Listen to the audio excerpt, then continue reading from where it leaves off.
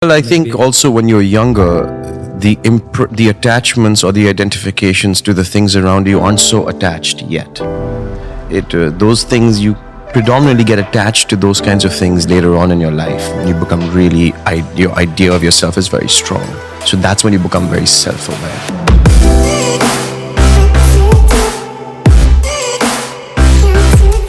Hey everyone, welcome back to On Purpose, the best place in the world to learn, listen, and grow every single week. Thanks to each and every one of you that tune in, that download the episodes, and that connect. And you know that my promise to you is to try and find guests that are going to help you find awakening, find growth, learn new techniques, learn new skills, and even open your minds up to a new way of living. And today's guest is going to do just that. He's a very, very dear friend, someone I've had so many great offline conversations with him that I've been probing him to say, let's record this and share it with the world. So today's guest is none other than Kunal Nair, best known for his incredible work as Rajesh on television's #1 longest running multi-camera comedy, The Big Bang Theory. The series has been nominated for multiple Emmy, Golden Globe, SAG Critic Choice Awards, and won the People's Choice Award for favorite network TV comedy 3 years in a row. In 2015, Kunal made his New York theater debut in The Spoils. He starred in the off-Broadway play alongside Jesse Eisenberg, who also wrote the play. Today, I'm excited to talk about his career as an actor and also his philosophy on life. Kunal, thank you for doing this, man. It's a rousing introduction. Wow. Thank you. It's all honest. It's all true. And the best thing about this is Kunal's had one of the busiest weeks. He's flying off to London tonight, and he still found time to do this. You're a real friend, Kunal. No, thank you. I'm so glad. Thanks for having me. I'm a huge fan of everything that you're doing. So anything I can do to be a part of it. Thank you, man. And the way we met is so fun because I remember there were just so many random touch points. So we have a lot of mutual friends who'd mentioned you to me and said, "Oh, you two would really get along. You could talk for hours." And then the crazy thing is I was at a Lakers game with my wife and she sees you. She's like, "Oh, look, that's Kunal from Big Bang Theory." And you were far away, so we didn't get to say hello that day. And then literally the week after we were talking. Yeah. And it was like this beautiful series of events where you're just like, the universe is trying to bring you closer to someone. That's how I felt anyway. No, absolutely. I call it the 6 degrees of separation from being Indian. That's what happens. That's what it is. That's what it is. But let's start with the Indian question because I know you have a passion for this. When's the last time you played cricket? This time I was home. After Big Bang, I've been home 4 times since May. This time I was home, we bought a cricket bat. And in the driveway, my cousin and I were playing. And it was such a wonderful feeling because it brings back all the memories. I watch cricket incessantly too. So I'm a huge fan. Yeah. I know you're a Premier League guy. Yeah, I'm a Premier League guy. Yeah, I'm a Premier League guy. But no, it's always fascinating to hear about people's interest. And when you first moved to the US, you worked as a university housekeeper. Yeah, I was in the housekeeping department. I didn't really know what I was getting myself into, but the minimum wage in Oregon was slightly higher than most of the states. So it was a nice amount of money for me. And I just did it. I didn't think too much about it. It wasn't such a big deal to me. So I did anything that was required of me. Tell me some of the things that you had to do. Any fun stories, Eddie? I mean, cleaning out, the dormitories is not the big trash compactor and you pull it out. And the things you see people throw away, it's quite disgusting. Especially in a university, that's like the worst time. And also cleaning out professors who had passed away, cleaning out their offices. That was a very interesting experience. But the most fun I ever had was on I think Monday afternoons, we had to wash the church windows and I would get to use the power washer. And that was like, for me, the most incredible experience ever. I was like Arnold Schwarzenegger, like shooting down, and it was fun. I got fired, unfortunately, because, I didn't get fired, but I got released because I forgot to put the little lorries that we drive in park. And I rolled off the quad into the garden where all the students were like studying and stuff. Did anyone get hurt? No one got hurt, thank God. And then my boss, who's this guy named Greg, I'll never forget, he had this tongue like a snake and he drove like old vintage cars. He was the coolest guy I ever knew. He took the fall for me. It was really sweet. Wow. Yeah, he was the sweetest guy ever. Why did he do that? He's just a nice guy and he liked me. Are you still in touch with him? No. Okay, we have to get this to Yeah, exactly. Greg. Greg, if you're watching this somehow, I want to get this video to you because this is special. You help Kunal not have like a criminal record, or I don't know what would have come with that. But no, that's amazing. And the reason why I want to go back to the beginning and everything for you is because obviously you grew up in Delhi, right?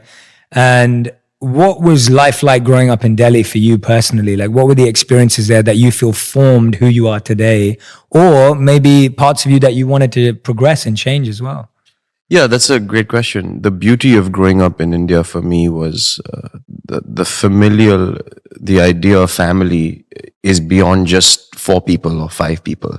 You know, you don't grow up just with your parents. You grow up with your cousins. You grow up with your cousins' parents, aunts, uncles, friends' parents. The community around you is so large. Every night someone is over at the house eating with you, or at, 8 p.m. someone will knock on the door. Oh, come on, what do you got in the fridge? You eat. So it teaches you that it really, you feel so full. You feel so emotionally full. Which is a lovely thing. And also not just socially, but also grief. When people die, everyone shows up, So you get to experience death with people. We were never shielded away from death at a young age. Anyone passed away, you went to the home, the first thing, whatever you were doing, even if you're in school, you just leave school and you show up to people's homes and there's a dead body there. And you experience that firsthand and how a community is built around that. And I miss that. Even to this day, living in America for almost 20 years, I miss that, sometimes if I want to have a meal with someone, it takes 2 weeks to schedule it. And I understand everyone's busy, but I miss that sort of everyone on top of each other all the time kind of love, because it's very familiar to me. Yeah, absolutely. No, I know I can relate to that in a smaller way, growing up in London, but in an Indian background as well. Family's definitely a bigger part of that. And since we moved to the US, which has only been 3.5 years, but it's the same. But we're trying to build our little family with friends. And so I think we have to somehow bring it over here for sure. But tell me about that. That's really interesting what you said there, because I think it's such a powerful point that's often missed, that in that Eastern society, you're so used to seeing death. Which is a really powerful point you made. What was it about that you feel was powerful for you personally? Like, what about that has left such a lasting impression? When I ask, what did you learn from India? That's one of the first things you remember. I don't think that you don't think about it at the time. You just do it. It's not like, oh, this is something that I have to do, or it just becomes part of your life. So you're not sitting there saying, this is so profound, there's a dead body in front of me. No, it's not like that. It's just the simplicity of the way the culture works. You just show up in times of need.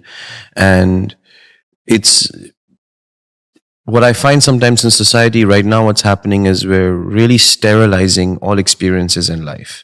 You shake someone's hand, you got to use antibacterial soap. If someone coughs, you look at them like they're sick, This kind of a thing is really taking away the humanity from us, as it is in the internet and social media, and all these things are wonderful tools, but it also is sometimes taking away the humanity from us. And I think now when I look back, I think the profound impact it had on me, that it was messy. And it was full, and it wasn't sterile and empty, and I think that's why now when I look back, it feels profound. But at the moment, you're just like, wow, that woman is wailing way too loud. And I gotta get to the badminton court at 4 p.m. I have to be here. Like, you're just a child. You're not so self-aware at the time, It just becomes part of your life. Yeah, and I think that's a really good point. I think most of our lives are processed in hindsight. Always. Like, most experiences are more powerful when we look back on them and we reflect. And that's why if we don't look back and reflect, we often miss out. Yes. Because it's quite hard, especially as a kid, to appreciate or introspect or reflect on any present moment that you're in. Like you're saying, you want to run to the badminton court I think also when you're younger, the attachments or the identifications to the things around you aren't so attached yet.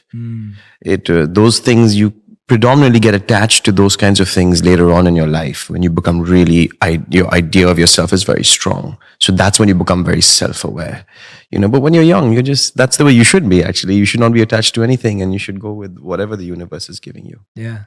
And you always wanted to be an actor? That was always the plan? I was always a ham. That's what it was. I was always just doing anything to be in front of the audience. No, I don't know. I think when I was like probably 19, I was in college. I really enjoyed acting. I really enjoyed there was something about being an actor is, you're trying to find the truth in the moment. That's why people get addicted to acting, in my opinion, is because it really forces you to dive within and find the truth in a moment. And once you experience truth or you touch truth for the first time, it's an experience that, I don't know, it's very addicting. You want to find it all the time. And you can't find it all the time. There are takes when you are not present and there are takes when you are present. But once you experience it, once you truly are saying these words that you've learned, they're coming out of your mouth, but they're coming out of your mouth like the first time. And this person who's been rehearsing with you for a few months is saying these words, and they're coming out of their mouth. You know what's going to come, but it's like it's happening for the first time. That is probably how you would define a spiritual awakening almost, that's what happens, because you can recreate that on stage sometimes. And that's what happened to me on stage. And I was like, oh, this is it. I have to have this in my life. And that was it for me. Yeah. And so whenever you're acting, you're always trying to find that truth, find that moment where you can experience this again. You're always just trying to find the moment where you're absolutely present. And you're speaking and you're listening, like this. What a good skill. What an amazing skill for everything else in life. Well, that's the hard thing about being an actor though too, is that you have this incredible intense experience and then you have to go back to your life. You finish acting on set and then you show back up at work. Show back at home, and how do you balance the two? Tell me about that first experience of having this incredible experience on set and then actually having to walk back into your home. I was doing a thing that I didn't realize until later, where I wouldn't go home right after. I would always go out and have a drink. I would always go out and have a whiskey or a martini or hang out with someone. Sometimes if no one was even around, I would just go up to the bar myself to wind down or whatever it was. But I realize now in hindsight that there are much healthier ways to do that. And I think it's hard. I think it's hard to experience something so profound every evening or every moment and then come back and try to reinstall yourself into the reality of everyday existence. I think that's why so many artists take to drugs or alcohol or other forms of staying high. Because you experience this incredible high and then you have to come home and how was your day? How do I explain what my day was? It was an infinite experience into the cosmos of reality. How do I talk about that, Yeah. So at that time I was escaping. So I was not doing it in a very healthy way, and I seem to have, I think, found. Yeah, absolutely. Yeah, that's so profound, because we forget that, and I think not everyone sees that. Not everyone knows someone who is that much in the public eye. Yeah. And when you think about certain stars who become famous at 12, 13 years old, 15 years old, and they're performing to audiences of 80,000, 100,000 people at that age, that's an incredible rush of adrenaline and, the chemical imbalance of that is just insane. And then to go back to normality. Yes. It's And it's the same for you, going from set to that. It sounds like one of the toughest things to do. And sometimes it's hard to empathize with for people, because they're obviously, oh, well, you have it all. It's amazing. You have money. That's the thing. The number one thing is if you talk about something like this, someone says, did your paycheck not cash this week? Yeah. That's the standard answer. Right. Which is also understandable. Yeah. What am I complaining about when obviously all the comforts of my life have been taken care of? So, but let's dive into that transition, because I know we've spoken about that before, and the Kunal that I know and I've met, whenever we've spoken, we have really evolved, deep, meaningful conversations where we're both exploring, and I absolutely love them. But you also told me of a time when, obviously, what you're mentioning now, like alcohol, self-medicating, and that. Tell me about that transformation, because I think that that's really important to people, because no matter what financial situation people are in, no matter what status people are in, everyone goes through getting addictions, bad habits, and getting lost. There's always that option in life, and everyone's experienced that. Tell us about that transformation and how you were able to look for that gap and free yourself from that jail that you talk about. You talk about finding keys. Yeah. Tell me about that experience of releasing yourself from that jail. Well, first of all, I'm so grateful that it happened, because I never would have come home to myself. Because ultimately, what I was doing was just running away from myself. I began to build a facade that I began to believe in, you know. I began to believe a personality into reality, that I have to be a certain way. I mean, I was young. I was at grad school. I was on this show. I was making money. And I thought I had to be a certain way. And I'm very lucky that I have a family that supports me and loves me and whom I can talk to. But it got out of hand before I knew it was out of hand. And I began to feel anxiety, which I had never experienced in my life as a child or as a youngster. And I didn't know what it was, but I was feeling slightly uncomfortable. And so when I did, I would drink. Oh, I'm kind of feeling weird. Let me just have a drink, have a great time. And that went on and on and on. And it's not like I ever drank during the day or anything, but I couldn't wait for the evening to come so I could take the edge off. And that one drink turned into 5 or 6. And that anxiety never went away.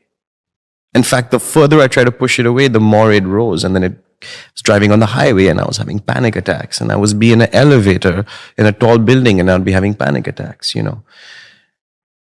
And it was bad. And I remember going home to India and talking to my parents and saying, something's wrong with me. And yet I was very functionable during the day. No one could tell. Obviously I was working, and that was the most important thing to me, was working, but I was not in a good place, and I was doing things and putting myself in situations which I shouldn't have been doing. But all to run away from myself. And I didn't know that at the time. And I was given a pill to take in case I had another panic attack from someone. And I remember I was feeling panic on the 17th floor of a building, and I'm looking at this pill and I'm about to put it in my mouth. And a voice comes and says, before you run away from yourself, I want you to experience yourself. Something like this voice came, and I threw it away. And I said, even if I experience my own death in this moment, I just want to experience it. And then from that day on, I said, no more running. Even if I'm feeling anxious, no more running from it. Even if I'm feeling panic, no more running from it. You know, no more running. And that takes a lot of courage. I don't think it was courageous. I think my house was on fire and there was nowhere else to go. You know, I don't think of it as courage. I think of it as everything burnt no other choice, you know. There was no more running. You see, there was no more running. I had to look within. What is this anxiety about? What is this panic about? What is it that I'm so afraid of? What is it? Why do I feel so separate from everything that is happening here? Why are there 2 or 3 or 4 or 5 or 6 inside? What is this? But it was so beautiful because it was the beginning of the end. And so often that's what it is it takes that. I was describing to someone yesterday, it was like, you know, when 2 people are boxing, there's a lot of dancing, there's a lot of movement, but then when one boxer gets the other boxer in a corner, then that boxer really has to figure out their way. It's like when you're pushed into that corner, now you can't just dance and prance about and run away from it like you're saying. You have to figure out what your strategy is and how you're going to get close to that and figure out that person, because now you're pent up in that corner and you're stuck. And I feel like sometimes life has to, fortunately or unfortunately, some people say unfortunately, I say fortunately, sometimes life just has to put us in a corner where we stop running. And you can't run, like you're saying, you run out of options. Instead of running, you run out of options. And then you have to look within. But I think so many of us struggle to do that because we struggle to know what the first step is to look within. Yes. And that's why we run. Sometimes we run not only to get away, but because we don't even know where to start. Absolutely. How did you figure out where to start for you personally, or what was it that really helped you in that moment? Because I love what you're saying, by the way. No, but you're right. I think there's an overwhelming feeling within us that we need to figure it out right away. And because of that, we want 3 steps to give us awakening or enlightenment or whatever it is that people are searching for, you know. But I've been thinking lately that I don't think that awakening or enlightenment or spirituality is for everyone either. Because you have to give up your opinions about the world. You have to give up your ideas of the world. You have to give up your ideas of who you are and how you view the world to truly be free. To truly be free. People want to be more loving and more confident and more positive and more peaceful, yet they're not willing to exchange the one thing that is in the way, which is their idea of themselves. So how do you start, right? How do you start breaking down the idea of yourself? You don't. You just look and say, oh, am I doing this out of just a behavioral pattern that I've been doing for whatever amount of years? Or am I doing this from a place of truth or reality? Is this what is actually happening in this moment? Or is it only happening because of my perception of it? That's really where you start, is to become aware of yourself. And it's actually very simple. But because we then get indoctrined by 10 steps to do this, or 17 steps to do this, or 105 steps to do this, it's the same thing that people are doing. They're just using steps to, again, run away from what it is. Ultimately, if you want to be free, you have to come back and have the conversation with the one that is in the way, and that's here. I am in the way of my own freedom because I believe this one to be who I am. And to truly find that one who you are, you have to lift the veil of that and see what's underneath. And that's the hardest thing. It's not where do I start, it's are you willing to put your opinions about the world and about yourself aside.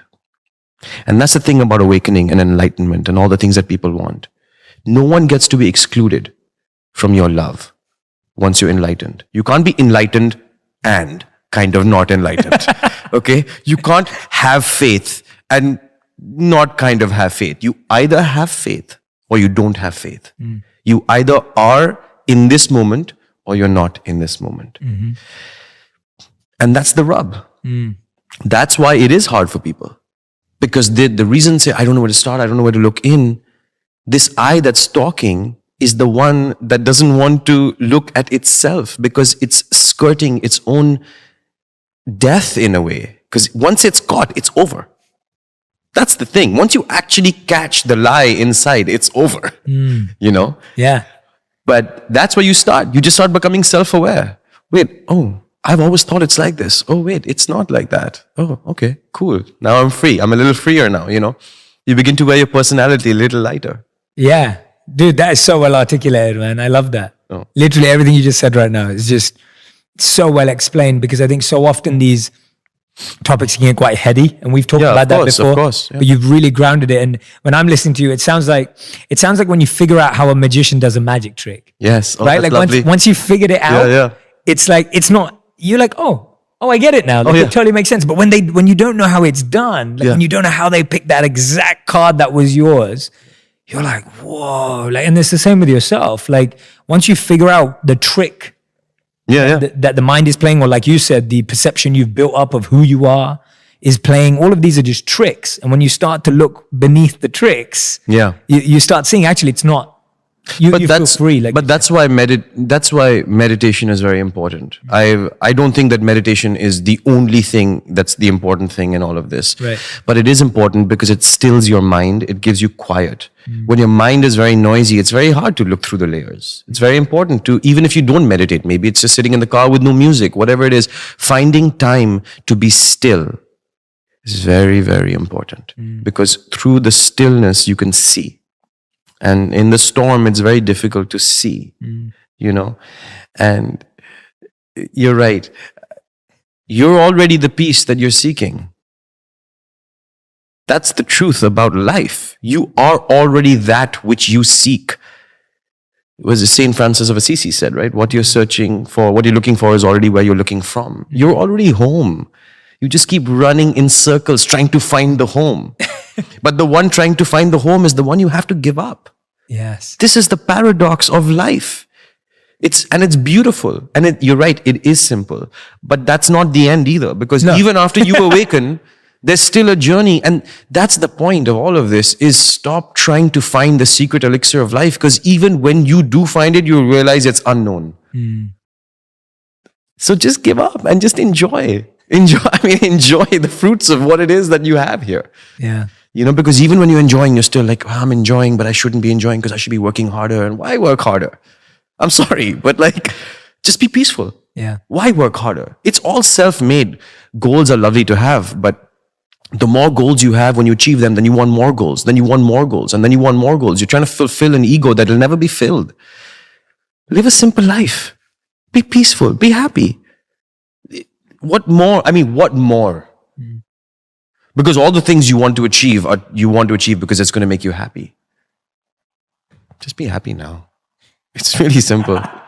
I love it. It's awesome. I want to dive into that now with you, because I think simplicity is such an interesting concept. And when I lived as a monk, both our internal and external lives were simple and simplified, I would say. Not even simple, simplified. Yeah. You eat what you're given. You don't choose what you eat. You sleep in a different place every day on a mat, but you don't have one place that you sleep. So nothing is yours. You wear the same style of clothing every day. So there's no, all that kind of stuff. But so that simplifies the outer layer. But one thing that I found, and this is what I found profound, and I want to ask you this as well, is as I came back into the real world, we'll use that for now. What I found simplicity, and the definition of simplicity that really brings me alive, is simplicity of intention. Because what I found is that sometimes you can be externally simple, but you're complicated up here.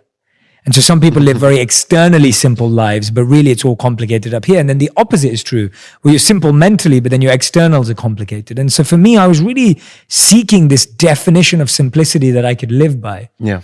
And I was also trying to, and I want to talk to you about this because I know you talk about this kind of never-ending cycle of obsession with what's next, right? Like they're always chasing what's next. And then I was like, but how do you continue to live in this world, be in this world, keep being active? Because we can't all just sit down and do nothing. I understand. And you are too. And that's what I want to figure out from you. That's my question, that how are you continuing to pursue any pursuit, whatever it may be, but continuing to connect with that simplicity and that happiness now?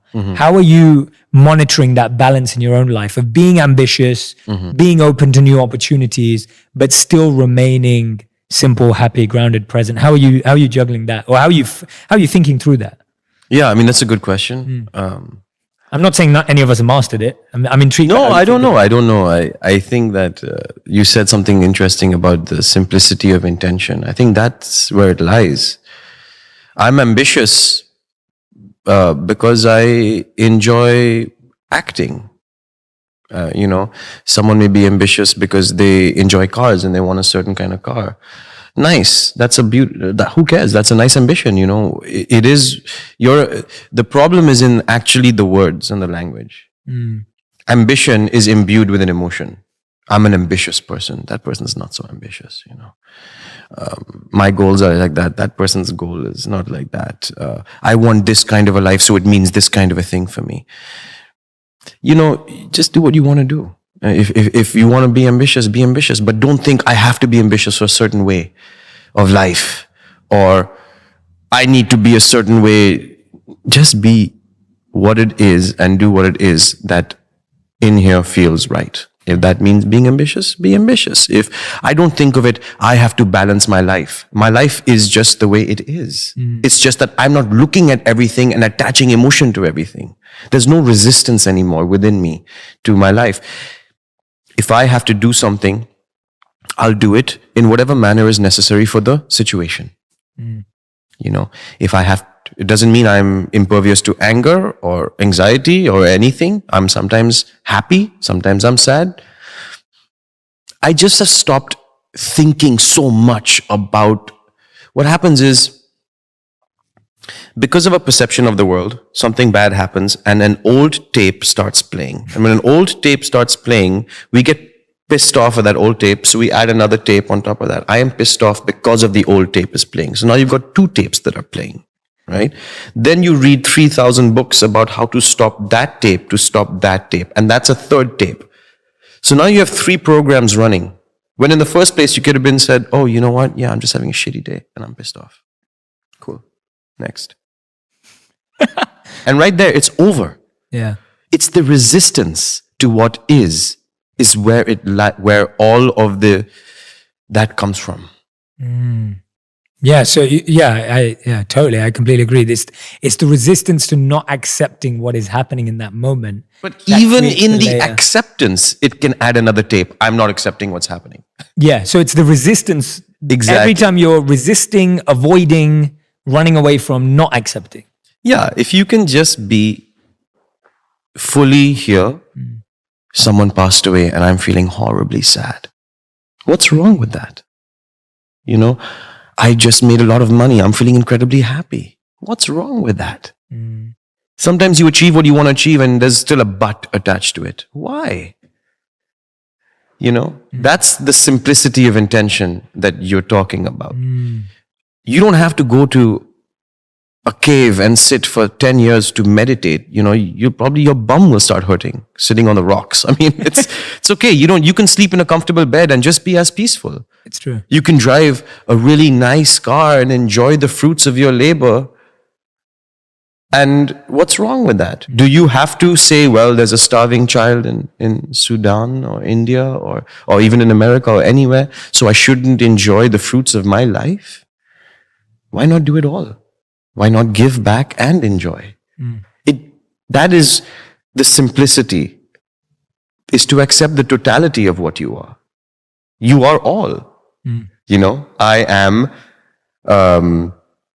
I can have a cup of coffee and have a very profound moment, or I can be dancing on a table till 3 a.m. and have a profound moment also. Why can't I be anything that I want to be? No resistance. No resistance. It's my life. It's my expression of this consciousness. It's my chance to experience this beautiful thing that is here. And every one of those choices that are made in alignment with that will only reveal more. That's the point. That's a very good point. Yeah. Yes. If you're doing it to run away, it can be very messy. But the beautiful thing about living this life awake is you begin to enjoy those things so much more because they're coming from a place of freedom, not from a place of being trapped. You know, and that's that sticking thing that's in here. It's not like when I achieve this, then I'll be free. No, it'll just be another sticking point. That's not the answer. It's just this thing that's in here that's stuck. You just have to be like, oh, what is this? What is this? And you'll realize, I don't want to say it, I guess. You'll realize whatever it is that you realize for yourself, you know, when you look within. But it starts here. And it doesn't start with a... Reading really helped me. Books really helped me. Really helped me. It really helped me think my way into here. But the final step you have to take yourself.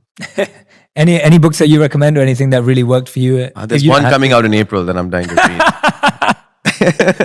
I'm excited to share it with you too. I'm excited to share it. There's a lot of what we're talking about that's in there. So yeah, I started reading like The Secret, The Four Agreements. Yes, books, a lot of those books I read. A lot of Deepak Chopra's 7 Laws of Spiritual Success, which I love. Yeah, wonderful book. And that started the sort of psychological journey within, right? And then I read The Untethered Soul by Michael Singer. That was the jumping off point for me because that helped me understand that there is a separation between who I am and my mind. My mind is recycling thoughts and I can sit back and look at them. Oh my God, when I experienced that, I thought this is it.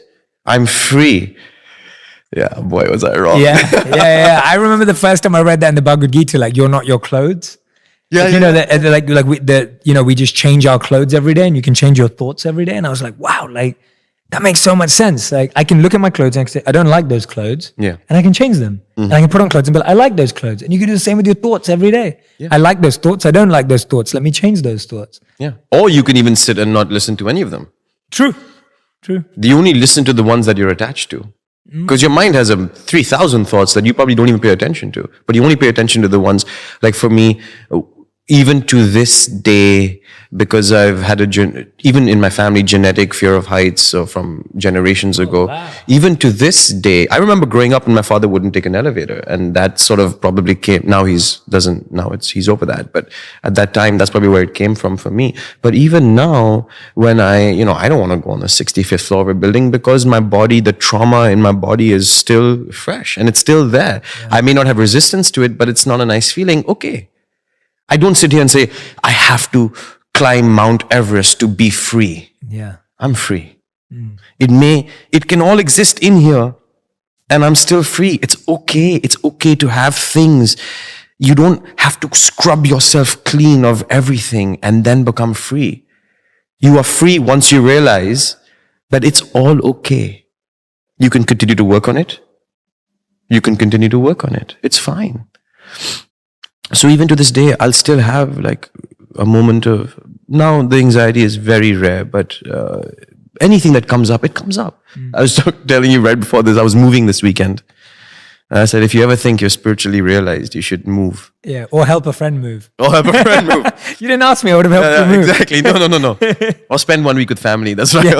Baba Ramdas, who unfortunately just passed away, lovely spiritual teacher, just always said that. He said, every time you think you're enlightened, spend 1 week with your family. Yeah. Which I think is it's so funny and so profound in a way, you know. Your biggest, there was a teacher, Muji, who I loved, who was very important for me to experience emptiness for the first time in a meditation. I experienced nothingness, and it was very beautiful. But Muji said when he experienced his awakening, it was most profound. All these things happened to him, and he sat down to eat. And the first thought that entered his mind is, why are you eating potatoes? You're going to be diabetic. And he just said, I just freed you from my mind. How can that still exist, Yeah. And that's funny because that's the play, Yeah, absolutely. Yeah. I remember when we were monks, one of the reasons the path that I lived as worked so well is half the day was very much about your growth, self, and going beyond the self. And the other half was with people, with other monks, with villagers, with community. And because we were always told that if you're alone all the time, your ego will convince you that you're humble. It's only when you're around people. That's interesting, yeah. Like what you're saying about spending time with family. Like if you're always alone, you'll think you've become really enlightened. But actually, when you then re-interact with people, then you realize where you're really at. Well, in the ancient yogic tradition, when you did experience realization, you would have to be very carefully taken away and sort of molded and shielded, because it's kind of like when the worm sheds, when the caterpillar sheds the skin and becomes the butterfly. It's very vulnerable for that time. And if you experience awakening and you have no guide map or nothing to hold on to, it can be a very, very unnerving experience. Yes, it can be. So you should do it in a way that you have someone who you can talk to, or someone who can help you through it, or a book or a guru or something, because I never really had that, but I had people that I listened to and spoke to, through this process. But I think it's very important. And I think that's where that comes from. That's why people go high away from people, because they want to fully understand what this is and mature into that awakening. Yes. Because if you get thrust back into this world full of ego, you shut back right up. It's like you have this beautiful ocean and you're this drop and you drop in, but a big drop drops in and it comes back out a bit and it drops back and it drops back, it goes like this. And then until you finally merge. But in that dropping going away, it can just shut. Yeah. And it's very hard. That's so true. Yeah, that's a really good point. But I know a lot of people listening to this probably just want to be like, yeah, I know you're talking about all this, but how do I just be happy? How do I just be peaceful? How do I just I just want to wake up and, and shut my mind off. And I'm just here to tell you, you can't shut your mind off. It's a beautiful tool to use. You need your mind. It's created this incredible thing in this world, this microphone, this thing. It's all because of people's minds. Some guy and some girl saw the moon and put up a rocket ship and went to it. It's just incredible. Why would you not want to use that? Okay. It's just that it's using you. Correct. And you have to figure out how to use it. And that only comes with a little bit of looking at it and training and looking at it and training and takes time. It's like learning the alphabet. You start with the ABCs by being aware, then you start using language, and then you understand sarcasm and how to put sentences together and all that. Yeah, we forget that. That's a beautiful example. We forget that as kids, how much patience we had, how much non-judgment we had. Yeah. Like, no one remembers, messing up as a kid on something at home, or like falling over and walking again. And you just don't remember it in a negative way. You never looked at yourself and said, I fell over 10 times today. Like, oh no, like you never did that to yourself. You just allowed yourself to naturally engage with something and for it to naturally progress. Yeah. At least I'm talking about like between 0 to 5. No, I understand. Yeah. If I was to fall over 10 times right now, it'd be weird. Yeah. It'd be like, I should probably go to the doctor. Yeah. Yeah. Probably true. But with different challenges now. Yeah. It is different challenges. Yeah. It's also, I will say that I think that we drive our own selves crazy about all of this. I think, like I go back to my earlier point, just stop the obsessive search so much. It might be in front of you. It might be right here and you're just looking everywhere else, Yeah. It's the obsession with perfection, I find. Well, that you'll never get. Yeah. Unless you can. I mean, I think, to be honest, you can get perfection, but to get that, you have to be willing to swap yourself out. And it's almost like to get obsession, you have to get perfection, you have to lose the obsession for perfection. Yes, or the idea of perfection. And what it looks like to you. Because What it that's looks the like, attachment. Yeah, the attachment. Also, it's because you kind of want to push away the ugly parts of you and you want to pull in the beautiful parts of you. But that's just, ugly and beautiful is also just kind of a concept. Take those words away for a second. And just take away all concepts and see what's left. It's all of it. So if we take something, let's pursue that. So if we take something like, say, envy. Envy. Let's take envy or anything you like. Let's take one of those things. Envy is a good start. Yeah. How do you process that then? How do we look at that? How do we change our view of that? Or what do we do with that as a thought? If you look at someone else's life and you think, oh, that would be, they live in a nice house and they look like they have a nice family. I want that.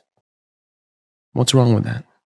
But if you look at someone else's life and you say, oh, I want that. Oh, why do I want that? Does that make me envious? Oh, I want that because I'm envious. Oh, no, wait, am I envious? I'm not envious. It's just like this entire tape starts playing. Yeah. What's wrong? If you see something that you like and you want it, does that make you, what's wrong with wanting that? Now, the rub lies in, if you don't have that, does that make you unhappy? And the other challenge is, which often comes up is, do you want that just because now every time you see someone with something you want more? Because then it's what you're exposed to, right? Or is it that you really want that? Like you really feel that's going to make a difference? Because I think so many people, and I agree with you. I love what you said about the non-judgment of it, because you're right that if you see something and you like it and you think it's important to you, and with that intention you pursue it, there's nothing wrong with that. It's when you either want to take it away from that person, where it becomes malicious, or whether it becomes a never-ending pursuit just because you see shiny things all the time. Going back to exactly what you just said about the malicious, you want to take it away. I was thinking about this the other day. I think that inherently, it is in human nature to be good. It just is inherent in our nature because we come from nature. I mean, in nature, this is the way we are. We have communities and we build communities and we live together in harmony. And that's why I think it feels so bad when someone is mean to us, or when we feel like we want to be mean to someone. Because it feels very unnatural. When someone says something very mean to you, it feels very like, oh, that's not, something within you automatically is like, wait, this is not how it should be. And vice versa, if you're mean to someone, it never feels good. It never feels good. But why? Why? Because inherently in our nature, it is to be good. You don't have to work to be good. That's what I keep saying. You don't have to work to be loving. You actually are that. You just have to get rid of the one that is trying to be loving. Yeah. You stop. You are loving. It's very easy to be closed off and tough and mean. And it's very hard to be loving. It's very hard to be loving because it takes a lot of courage, because someone who doesn't agree with you, you still have to love them in a way. That's why it's hard to be loving, because like I said earlier, no one gets to be excluded. Everyone wants to be loving. Yeah. Well, if you really want to be loving, turn on the television and watch the news and pick out the one person or two or three people that you find are the most abhorrent people and see if you can love them. Oh, love that as a good challenge.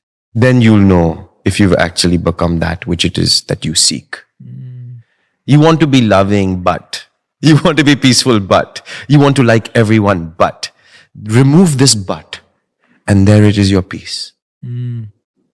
That's actually how simple it is. You don't have to run away somewhere. Right now, in this moment, if you remove the but, there you are. You're right there. Everything you wanted. Yeah. I love that, man. That's beautiful. This is great. This is awesome. See, now you can see what we do when we get together. Yeah, we also go to basketball games. Yeah, we do that too. We like the Lakers. And Yeah. we're also really fun in real life. Like, we're fun and we hang out and we make jokes. And Yeah, well, Kunal, let's talk a bit about that. We've had a really deep dive. Let's talk a bit about. I want to go back because it's easy for us and to look at. I'm going back to some material conversation, but because it's linked to you, I love it. It's spiritual. People can look at you and think that your career's been this huge success and everything worked out. Tell me about some of the key failures that happened before this big moment in your career where things took off, because I think it's so easy for everyone to sit back and be like, oh yeah, we found out about Kunal through Big Bang Theory. Life just went, like, tell us about some of the big moments that you remember now when you look back on, like, God, that was a moment where I just, that's the one I remember. And that's what makes this now so much more meaningful. Yeah, I mean, look, I got my bachelor's in theater and in business. I never got a degree in theater. Marketing specifically? Marketing was my degree, and I told my parents I wanted to be an actor, and their advice, which was very sound at the time, said, look, become an actor, but have something to fall back on, because it's a very difficult industry, and it is a very difficult industry to make it. And I did that, and then I got my master's in acting, and all through grad school, all through undergrad, this was a very different time in America. I had never got any of the roles I wanted, really. I was always the funny guy or the older guy or the sidekick, and I would sit. We were doing The Seagull, a great play by Chekhov, and I wanted to play the lead role and I didn't get it. And I would sit in the wings in the side of the theater, every performance and mouth his words, and I did it with a lot of plays, and I kept dreaming that this is going to be me one day. This is going to be me one day. And I only had 10 months left on my visa. Otherwise, I'd have to go back to India and work, or England and work, which is fine too. And I auditioned for a play in the basement of the Mac store on Fifth Avenue. Remember that glass box? Because I didn't have a computer. I didn't have the money. And this director was in LA, and she said, they were setting up. I don't even know what it was called at that time. AOL video, maybe. Something it was called in the Mac store. They had that thing. And I auditioned for this lady director in LA in the basement of the Mac store. And I got the part on the spot, and I look over. I was like crying in this audition. It's like so funny. 30 Asian tourists are taking pictures of me. No, that was a joke. So they don't have to be Asian. They could be Indian. They could be any. And then I moved to LA for $7 a play, and I didn't have a car. $7 a play. It was a non-equity show, and then I was living on a friend's couch, and I was taking the bus. Which, if you live in Los Angeles, it would take me an hour and a half from Santa Monica to Pico, and I was working in a raw food restaurant. Can you believe I didn't even know what raw food was? No offense to anyone at that time. At that time, it wasn't as trendy then. Yeah, and I remember because I got the job off Craigslist, and she said, "Do you know about raw food?" I was like, "Yeah, you use less cooking oil, right?" Or something like dumb like that. And she was like, "No, we use no oil." I was like, "Yeah, less, no. I mean, same." It's like just, and then I ended up working there, and it was a whole comedy of errors. I remember I rented, for my final audition of Big Bang, I had to rent a car to drive to the studio, and I rented the cheapest car, and they didn't have it. So they upgraded me to a Toyota Solaris, if you ever seen this car, and it was a convertible, white.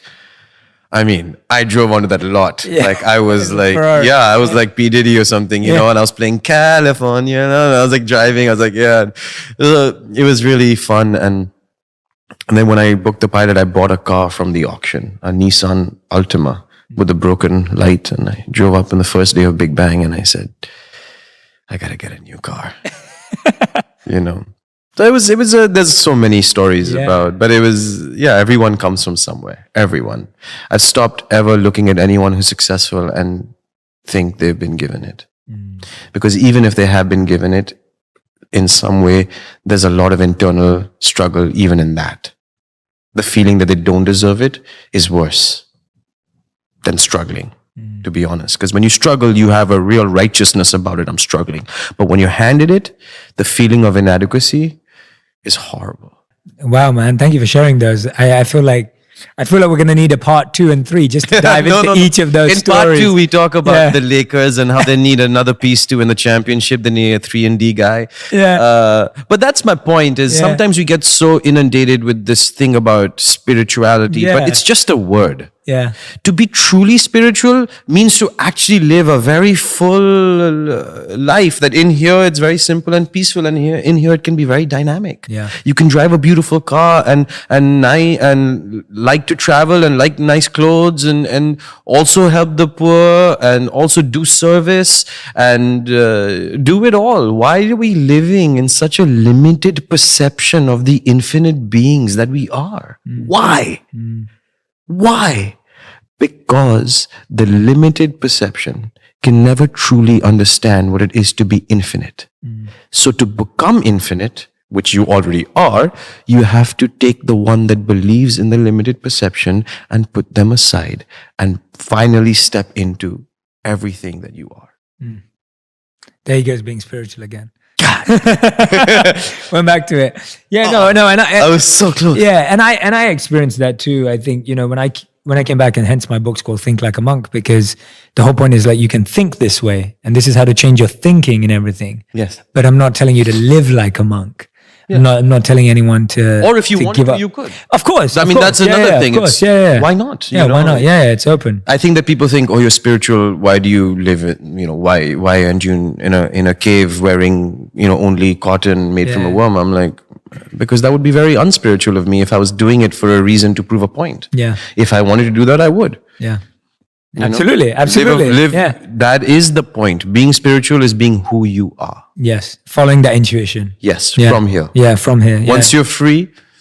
Yeah. Be who you are. Yeah. I've always said that. I felt that when I became a monk. I felt that when I left. I felt that when I started making videos. I felt that when I'm sitting with you today. Like I'm constantly following that. Even when I get the smallest inkling to message someone. And we've done that sometimes. After a meditation, and I message you, and there'll be like an interesting point where like, oh, I was just thinking about you, or I was just talking about you, or whatever it is. And I just follow it at all times, and I've seen it never let you down. It's so fascinating. Yeah. When you actually get that inkling, not impulse. I'm not talking about impulse at all. Everyone has it. Yeah, everyone has it. Yeah, I'm not special. Yeah. Everyone has intuition. Yeah. Everyone has instinct. Everyone has.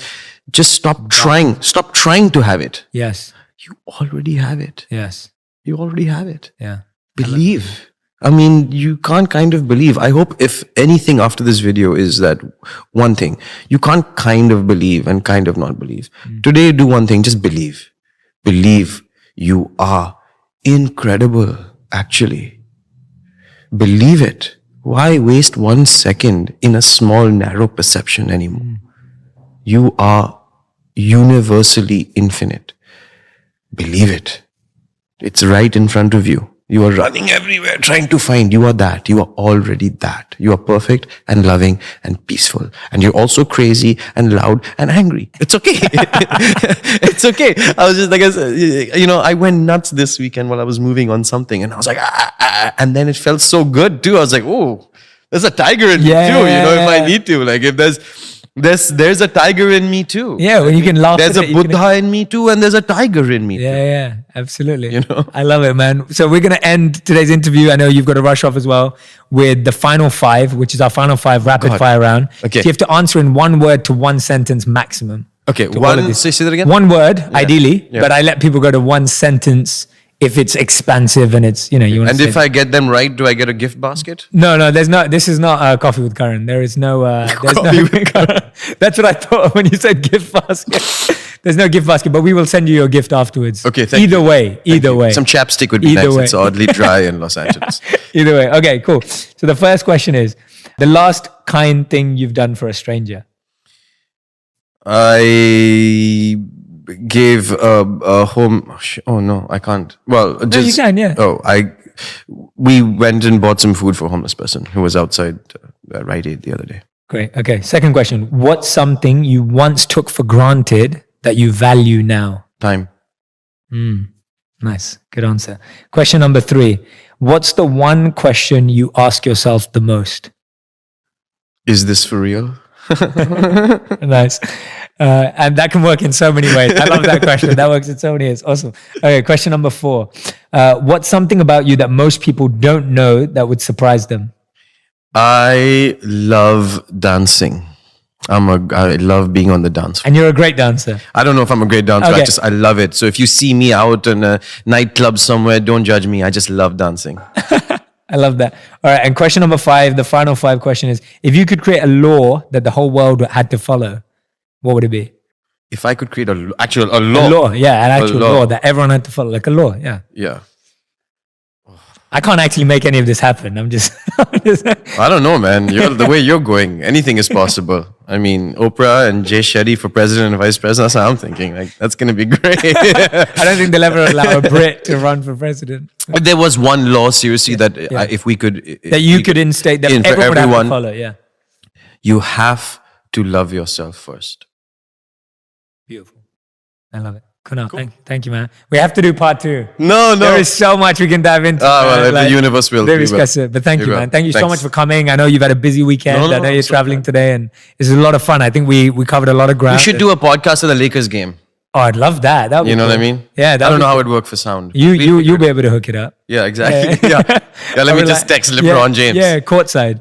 Courtside. It has to be courtside. We have to have the full view. Yeah. And we have to have LeBron on the podcast at the same time. Yeah. Okay, So great. it has to be 3-way while he's playing. Great. I love it. Kunal, thank you so Thanks, much. man. You've been an amazing guest on Purpose, and just really grateful for your friendship, man. Honestly, thank you for allowing me into your life. Thank you for helping us build a great friendship, and I'm excited for many more good times together. I can't wait for April. Yeah, thank you, man. That's the book. Thank you. I can't wait. It's going to be great. Thank you, bro. Appreciate it. If you want even more videos just like this one, make sure you subscribe and click on the boxes over here. I'm also excited to let you know that you can now get my book, Think Like a Monk, from thinklikeamonkbook.com.